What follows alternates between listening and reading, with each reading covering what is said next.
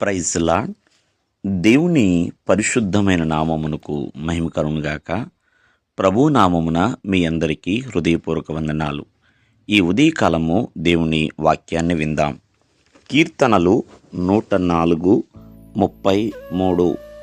నా జీవిత కాలమంతయు నేను యెహోవాకు కీర్తనలు పాడెదను, నేనున్నంత కాలము నా దేవుని కీర్తించెదను. ప్రియమైన వర్లరా, ఇక్కడ కీర్తనాకారుడు ప్రభువుని స్తుతిస్తా, ప్రభువుని గణపరుస్తా మరి ఎంతగానో దేవునికి గాన ప్రతిగానాలు చేస్తున్నాడండి. ఎందుకంటే ఆయనను గూర్చిన గానమైన ధ్యానమైన మరి ప్రభువు దృష్టికి బహు ఇంపుగా ఉండాలని, అలాగే ప్రభు యందు తను సంతోషించాలని ఎంతగానో తను ఒక బలమైన కోరిక కలిగి ఉన్నాడు. ఏదో ఒకరోజు కీర్తిస్తాను అని తను తెలియచేయటం లేదు. నా జీవిత కాలమంతయు అంటే తను బ్రతుకు దినములన్నీ కూడా యెహోవాను కీర్తించాలి, యెహోవాకు గానములు పాడాలి. చూడండి, నేనున్నంత కాలము నా దేవుణ్ణి కీర్తించెదను అంటున్నాడు.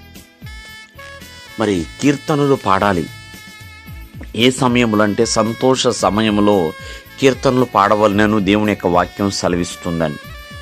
కావున ఈ ఉదయకాలమందు ప్రతి ఒక్కరి నోట కూడా దేవునికి కీర్తి వెళ్ళాలి, ప్రతి నోట దేవుణ్ణి గానము చేయాలి, ధ్యానము చేయాలండి. అవి దేవునికి మహిమకరముగా ఘనముగా ఉండాలి. ప్రియమైన వర్లరా, ఆనాడు దావీదు ఇలాగే చక్కగా సితారతో సంగీతముతో చక్కటి పాటలు పాడుచు ఎంతగానో దేవుణ్ణి ఆరాధించేవాడు. కావున దేవదూతలు పరిశుద్ధుడు పరిశుద్ధుడు పరిశుద్ధుడని గాన ప్రతిగానములు చేస్తున్నప్పుడు గడప యొక్క పునాదులు సైతము కూడా అదిరిపోయినాయండి.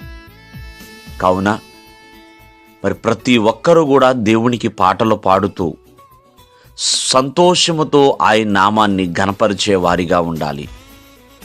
నీ జీవిత కాలమంతయు కూడా దేవుని కీర్తించు. అది కష్ట సమయమైన మరి సంతోష సమయమైన ఎటువంటి ప్రతికూలమైన అనుకూలమైన అన్ని పరిస్థితుల్లో కూడా ప్రభువుని ధ్యానించేవాళ్ళగా, కీర్తించేవారిగా, గానము చేసేవారిగా ఉండాలని దేవుని యొక్క వాక్యం సెలవిస్తుందండి.